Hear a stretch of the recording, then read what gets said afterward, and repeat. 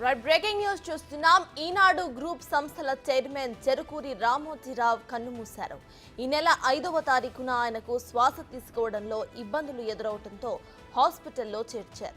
ఈ క్రమంలో చికిత్స పొందుతూ తెల్లవారుజామున తుది శ్వాస విడిచారు.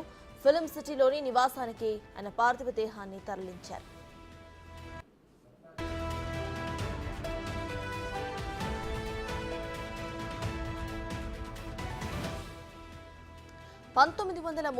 నవంబర్ 16న కృష్ణా జిల్లా పెద్దపారుపూడిలో రామోజీరావు జన్మించారు. ఈనాడు దినపత్రికను ప్రారంభించి తెలుగునాట సంచలనం సృష్టించారు. 1974 ఆగస్టు 10న విశాఖ సాగర తీరంలో ఈనాడును ప్రారంభించిన 4 ఏళ్లలోనే పాఠకుల మానస పత్రికగా ఈనాడు మారింది. ఈనాడుతో పాటు కీలక మైలురాయిగా సితారా సినీ పత్రిక నిలిచింది.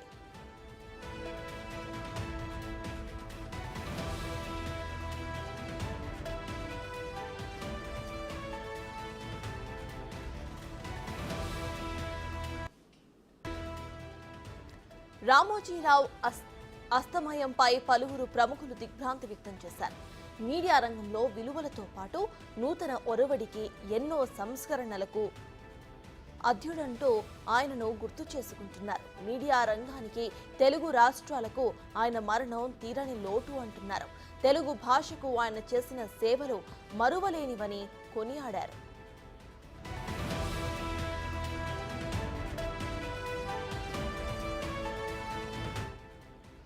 అధికార లాంఛనాలతో రామోజీరావు అంత్యక్రియలు నిర్వహించాలని తెలంగాణ ప్రభుత్వం నిర్ణయించింది.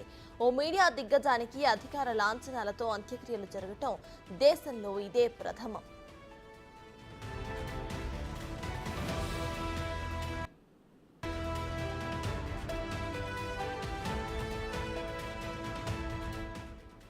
రామోజీరావు అసలు పేరు చెరుకూరి రామయ్య. 2016లో పద్మవిభూషణ్ పురస్కారం అందుకున్నారు. 1936 నవంబర్ 16న కృష్ణా జిల్లా పెదపారుపూడిలో జన్మించారాయన. రామోజీరావు 1962 అక్టోబర్లో హైదరాబాద్లో మార్గదర్శి చిట్ ఫండ్స్ ను ప్రారంభించారు. ఇదే ఆయన తొలి వ్యాపారం.